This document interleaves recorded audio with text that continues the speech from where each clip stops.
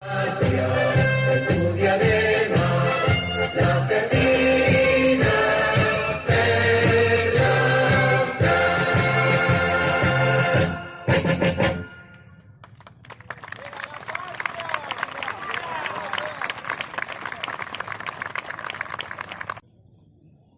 Compañeros, compañeras, autoridades, muchísimas gracias por estar esta noche acá, acompañándonos en un día tan caro, ¿no?, a nuestros sentimientos.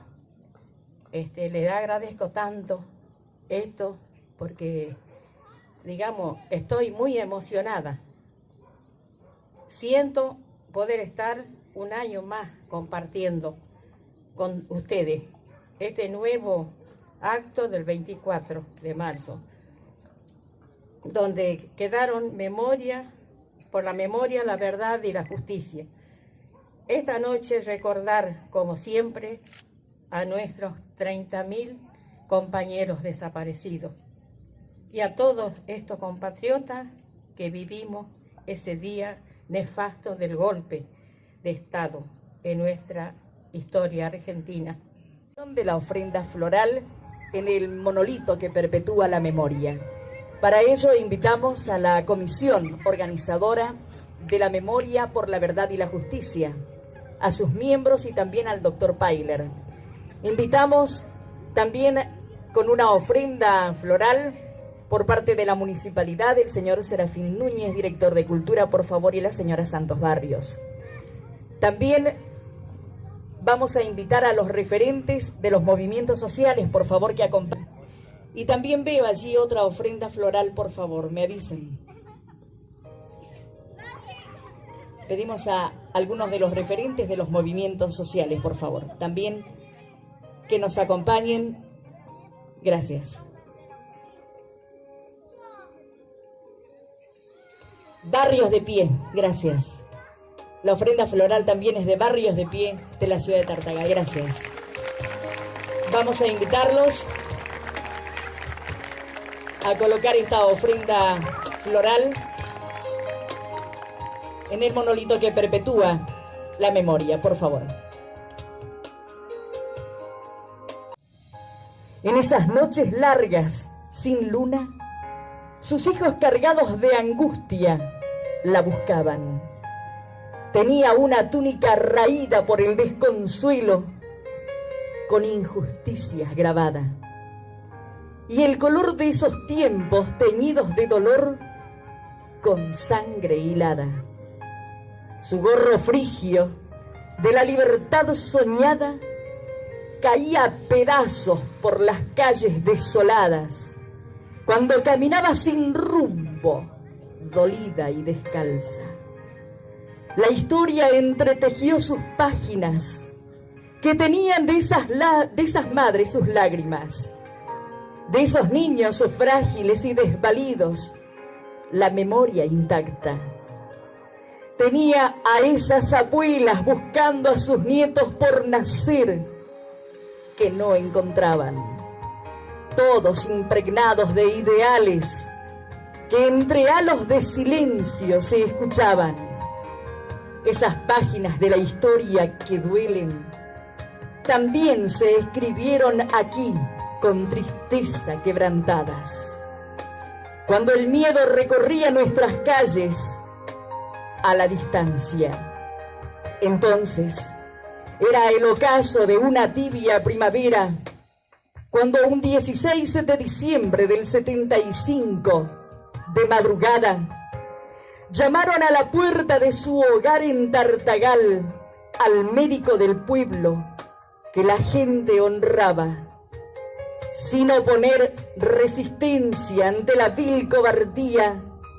Al doctor Pedro Enrique Urueña lo secuestraban. Su niño, ahora hombre de bien, apenas se pudo tener la caricia de su última mirada.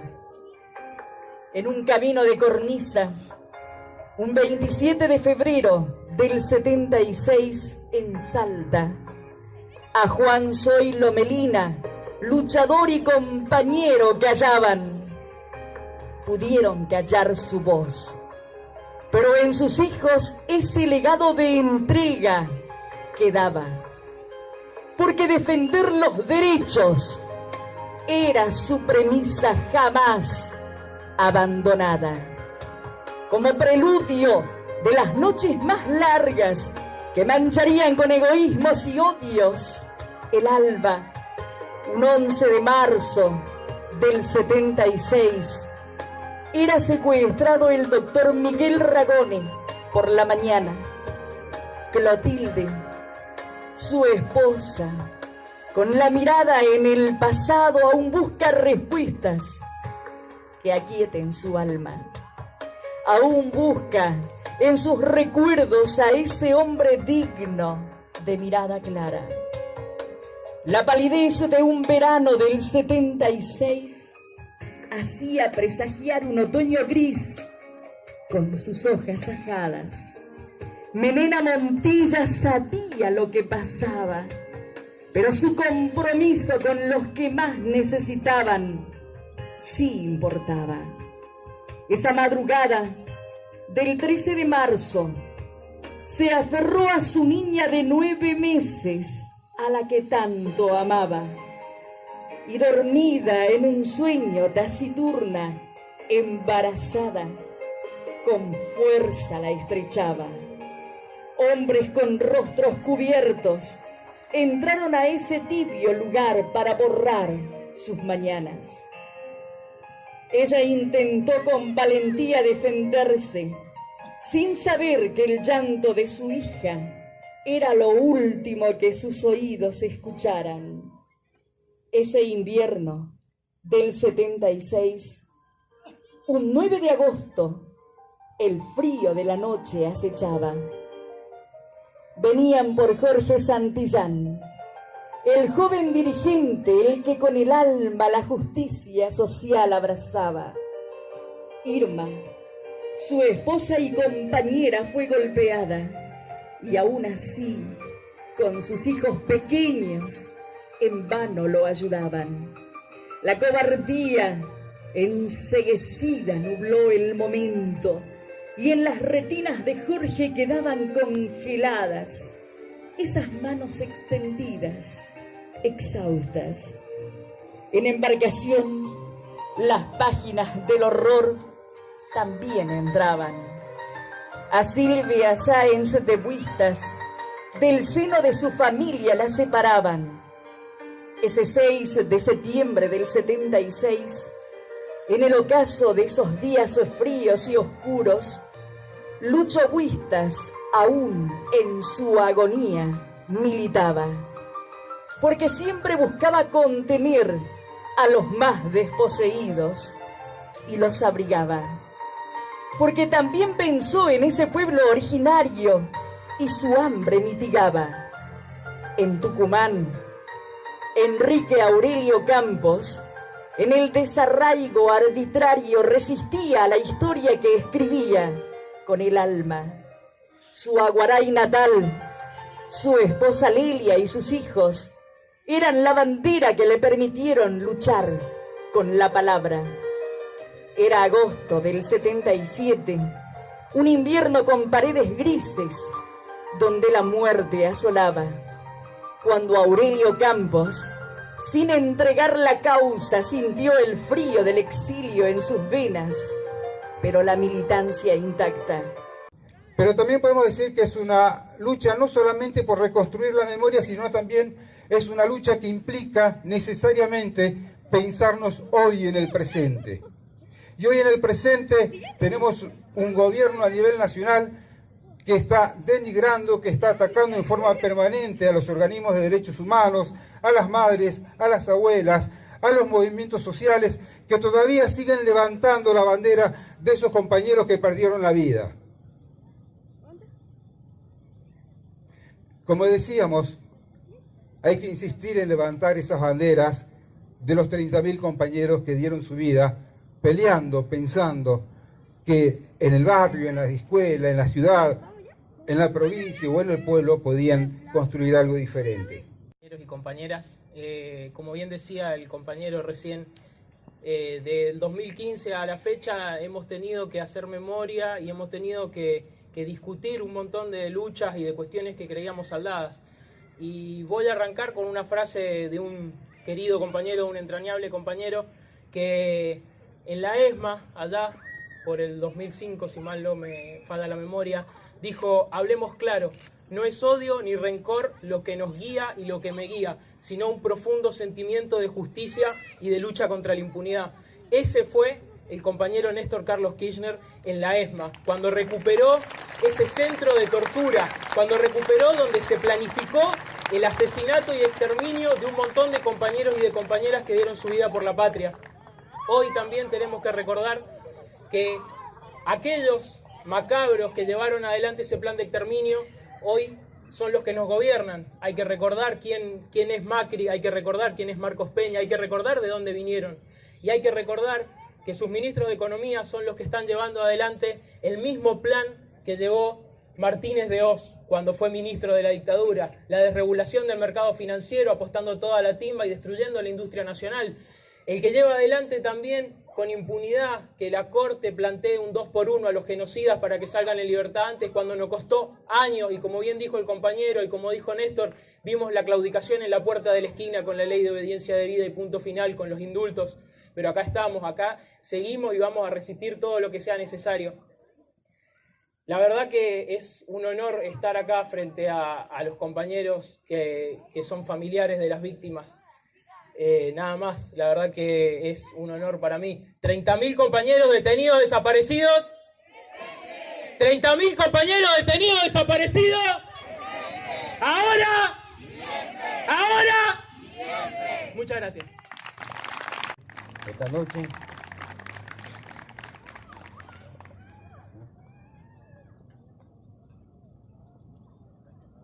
ahí se escucha, ¿no? ¿Se escucha, no? Yo me quiero referir a 3-4 cuestiones. En primer lugar decir algo. Después recordar o explicar una consigna que fue muy polémica en su momento. En su momento fue muy polémica la consigna de la Juventud Peronista. En tercer lugar, respecto de las elecciones, respecto de las deudas. Y otra cuestión importante también que quería comentar es ¿qué estamos haciendo, no? Decía un folclorista barbudo, grandote, famoso folclorista, Cafrune, le dice a León Gieco: chicos, siempre hay que decir algo, dice. Se refería, en este caso, tratándose de ellos, que siempre hay que opinar. Por eso le comentaba o le aconsejaba a Gieco: siempre hay que decir algo, dice. Yo quería hablar respecto también de la cuestión esta de la opinión. Nosotros enarbolamos una consigna en su momento. Yo desciendo de la Juventud Peronista, voy a aclarar eso. Desciendo de la Juventud Peronista del 70. En el 70 yo era trabajador. Gracias a Dios era trabajador. Yo trabajaba en el monte. Después trabajé en la construcción. Después estudié profesor de matemáticas y de contabilidad y me jubilé de eso. Bueno, cuando me incorporo a la Juventud Peronista nos dimos cuenta que el trabajo nuestro como trabajadores de mensualizados, trabajadores por tanto, por día, era social el trabajo más que nada, porque siempre tratábamos de hacer las cosas mejor. Eso es ser social. Entonces, de ahí fue surgiendo, ¿no es cierto?, que los demás también se dieron cuenta de estas cosas. Y había una combinación concreta entre los changos que estaban en las bases y los changos que eran dirigentes. A los dirigentes los controlábamos nosotros, ¿no? Ellos no hacían lo que querían. Hacían lo que nosotros le comentábamos que estaba bien. Entonces de ahí surgió esa consigna de Perón evita la patria socialista. No la copiamos a nadie. Como no la copia nadie, yo creo, de los bolivianos que enarbolan el socialismo. No se la copian a nadie los venezolanos que enarbolan el socialismo. Los cubanos que enarbolan el socialismo no se lo copian a nadie. Cada uno tiene un socialismo distinto. la hemos repetido varias veces. La vivimos a partir del 55, con el golpe de Estado de la Revolución Libertadora, donde perdimos a los compañeros fusilados en José de León Suárez, a los generales nacionalistas Tanco, Valle y Coborno, la persecución y el exilio a los compañeros sindicalistas y dirigentes sociales. La volvimos a vivir con mucho más crueldad a partir del 24 de marzo del 76. Con mucho más crueldad porque el pueblo, en la instancia de la resistencia peronista, avanzó en sus organizaciones y en sus proyectos de futura recuperación de lo perdido. Y hoy nos acordamos de 30.000 desaparecidos, de los compañeros que sufrieron el exilio, de los compañeros que fueron presos, y volvemos a repetir la historia. A partir del 10 de diciembre del 2015, el mismo proyecto político antinacional, antipopular, se volvió a instaurar en el país y nos volvió a gobernar. Y esa clase dominante, que tiene hasta los mismos nombres, ¿se acuerdan de Franco Macri en el gobierno del proceso? Es su hijo el que hoy nos gobierna. Así que yo rindo honor en este día a aquellos 30.000 desaparecidos que no han tenido miedo de pensar, que no han tenido miedo de expresar sus sentimientos, de vivir en libertad. Agradezco mucho este tipo de personas que han vivido y que viven hoy en día acá en la Argentina, ¿no? Hoy, si bien es cierto, no estamos bajo un proceso militar, pero créanme que en Salvador Massa estamos viviendo una miseria y una pobreza impresionante.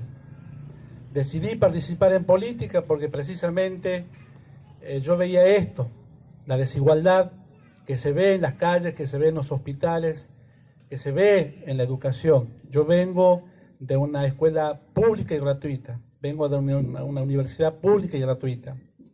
El compromiso social que me inculcaron mis maestros, estaba viendo que no se lo podía llevar adelante precisamente porque nuestros gobernantes no lo permitieron.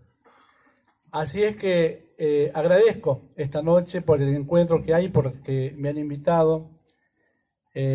Nosotros hicimos marchas en Salvador Massa porque estamos en contra del gobierno nacional, en contra del gobierno provincial, en contra del gobierno municipal. Hicimos marchas para que se nos escuche, hicimos petitorios, pero jamás fuimos escuchados. Que podamos participar, para que podamos todavía confiar. Estoy candidato a un cargo mayor en mi pueblo. Y cuando vamos a caminar los barrios, la gente está descreída, sin esperanza. Y tratamos de transmitir este mensaje, ¿no?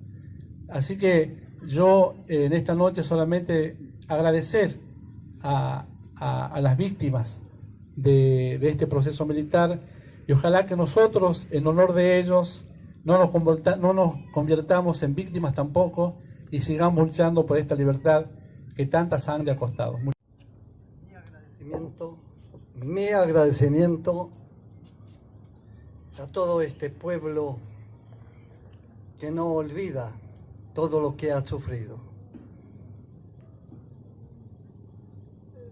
Muy pocos saben que nosotros, los que vivimos de una forma diferente en nuestro trabajo, que era recorrer pueblo por pueblo, llevando aquello que llamamos teatro, y que me trae tristes recuerdos de haber sufrido. Muy pocos saben que con mi esposa fuimos amordazados y atados de pies y manos y nos tiraron camino a los Mircos. Muy pocos saben que no sabíamos quién era. Decían los guerrilleros, decían los